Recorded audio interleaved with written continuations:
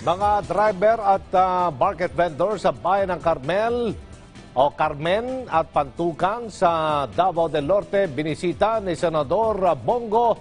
Narito ang detalye. Binisita at hinatira ng tulong ni Senador Bongo ang mga market vendor sa Pantukan, Davao de Oro, 3 araw bago ang Pasko.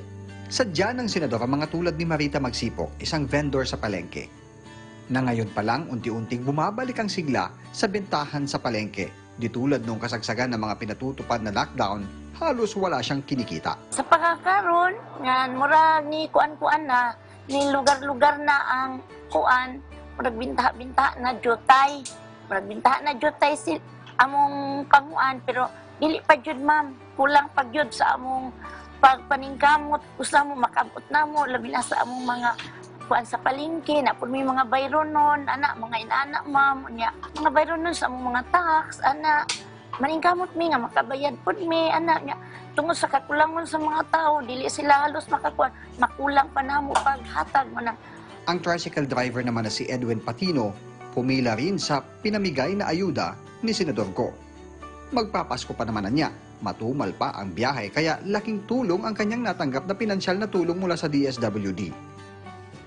Dito na ko gamito ni sa pangonsumo sa akong pamilya. Tungod kay dili ikadispasar ang among kita sa pamasada. 74 pang mga kasamahan ni Aling Marita at 300 katoda ni Mang Edwin ang tumanggap ng tulong mula sa Senador. Kabilang dito ang mga food pack, medicine pack, vitamins, face mask, face shield, bike, tablets at pananghalian. Naroon din sa Pantukan ang mga kinatawan ng DTI para mamahagi ng tulong mula sa pangkabuhayan sa pagbangon at ginhawa program. May hiwalay ding food packs na pinamigay ang DSWD bukod pa sa 3,000 pisong pinansyal na tulong, habang mayroon ding tulong ang DOLE mula sa tupad o tulong panghanap buhay sa ating disadvantaged displaced workers, habang mga binhi naman ng gulay ang pinamahagi ng Agriculture Department. Sa bayan naman ng Carmen sa Davao del Norte, napasaya ang 352 na mga market vendor ng personal silang bisitahin ni Senador Go.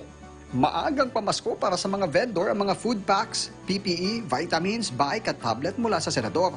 May ilan ding tumanggap ng bagong sapatos.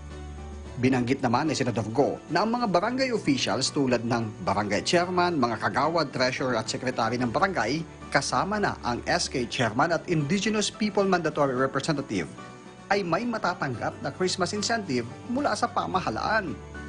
May hiwalay namang ayuda ang DSWD, pangkabuhayan mula sa DTI, at mga buto ng gulay mula sa Department of Agriculture.